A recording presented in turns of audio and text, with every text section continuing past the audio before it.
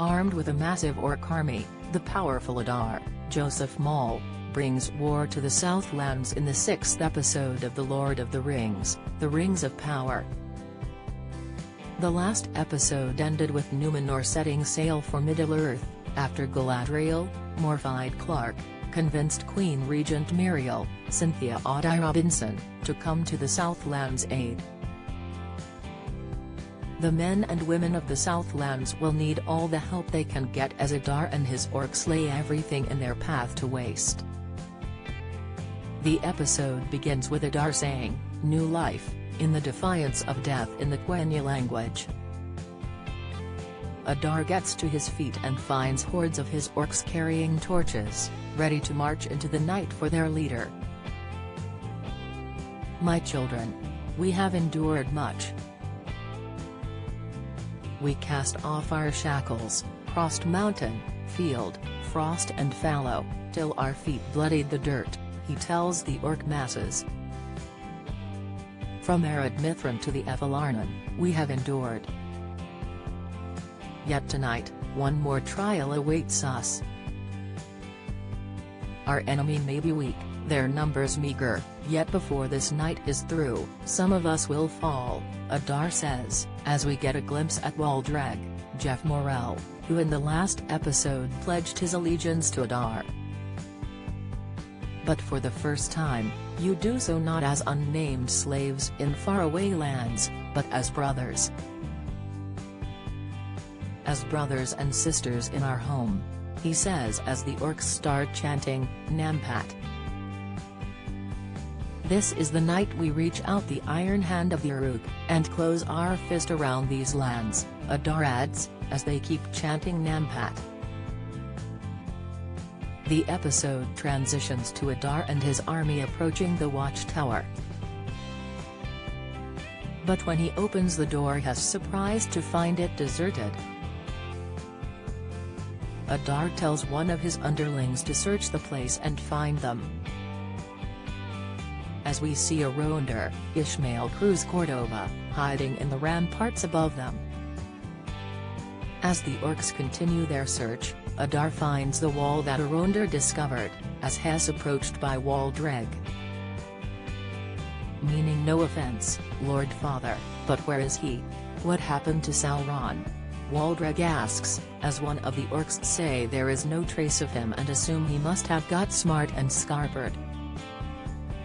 Adar insists the elf is here, saying in the orc language that he smells him when another orc says, "Up here," as Aronder begins his attack. He takes out a few orcs with his bow and arrow, before firing a flaming arrow at a precise bully, causing the entire watchtower to collapse. He moves quickly and barricades them all in as the tower keeps crumbling, crushing the orcs one by one. Waldreg says Adar must move now as Adar grabs him as the tower collapses. We see the tower collapse from a distance, as we hear all of the humans cheer, though some wonder how many could have survived that. Bronwyn, Nazanin Bonyadi, tells them all to follow her as they have to get the village ready as they all make haste. The show made history long before the first 2 episodes debuted on Thursday evening, since it's considered the most expensive series ever. The show's inception can be traced back to July 2017, when a grueling lawsuit between Warner Bros., the studio behind The Lord of the Rings and Hobbit films, and the J.R.R. Tolkien estate, was settled. Both the studio and the estate started offering the television rights to the franchise to streaming services, with Amazon quickly becoming a frontrunner. Amazon co-founder Jeff Bezos has previously given a mandate to the Prime Video streaming service that he wanted a large-scale franchise. Bezos was also reportedly a huge fan of the franchise and was personally involved in the negotiations for just the rights alone, which were ultimately acquired in November 2017 for a whopping $250 million. Amazon also struck a deal with the Tolkien Estate and the Tolkien Trust, where they are believed to have given the green light for upwards of 5 seasons of the show. With an estimated production commitment of between $100 million and $150 million per season, Amazon is expected to shell out $1 billion for the production costs and the rights, when all is said and done. The series was created by Patrick McKay and J. D. Payne, who had previously only worked on 2016's Star Trek Beyond as uncredited writers.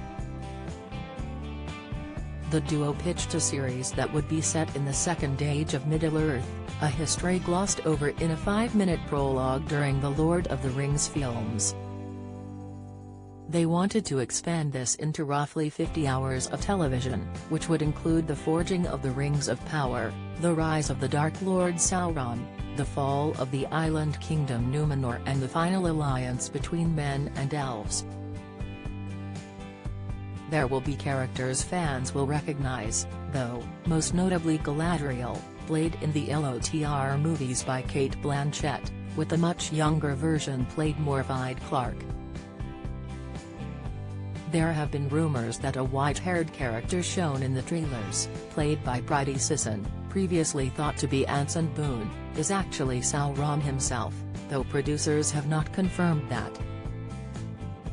Executive producer Lindsay Weber would neither confirm nor deny Sisson's character. She did offer a hint as to his origins to time. "We are enjoying all the speculation online and can tell you Bridie Sisson is an incredible actor," Weber began. "We also thought fans might like to know that her character is traveling from far to the east, from the lands of Rhûn," Weber teased. The new episodes will roll out simultaneously across the globe, with the first 2 episodes dropping on Thursday at 6 p.m./9 p.m. ET/2 a.m. UK. The final 6 episodes will roll out weekly at 9 p.m./12 a.m. ET/5 a.m. UK, with the finale of the 8-episode season arriving Thursday, October 13 exclusively on Amazon Prime Video.